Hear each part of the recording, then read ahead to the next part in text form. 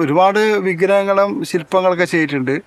അതിന് ഏറ്റവും വ്യത്യസ്തമായിട്ടുള്ള എനിക്ക് തോന്നുന്നത് എന്നെ ഒരു വർക്ക് ചെയ്യിപ്പിച്ചത് ഈ ആന്ധ്രാപ്രദേശിൽ കമം എന്ന് പറയുന്ന ഒരു ഡിസ്ട്രിക്റ്റിൽ അവിടെ പുതുതായിട്ടൊരു അയ്യപ്പ ക്ഷേത്രമുണ്ട്.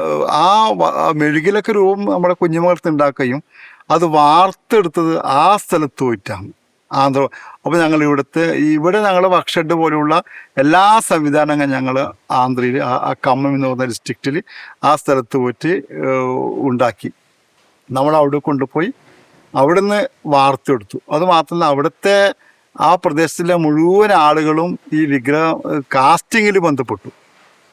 കാസ്റ്റിംഗ് സമയത്ത് അവരൊക്കെ വന്നിട്ട് അതിലേക്ക് അവരുടേതായ പൊന്നും സ്വർണവും വെള്ളിയൊക്കെ ആ ഒരുക്ക ലോകത്തിലേക്ക് അവരിട്ടു.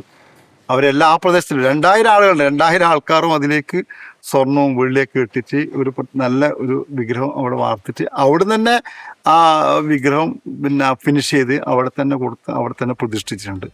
അത് എൻ്റെ ജീവിതത്തിലൊരു ഇതുവരെയുള്ള വെച്ച് ഏറ്റവും നല്ലൊരു ഒരു പ്രത്യേക ഫീൽ ചെയ്യുന്ന ഒരു വർക്കാണ്.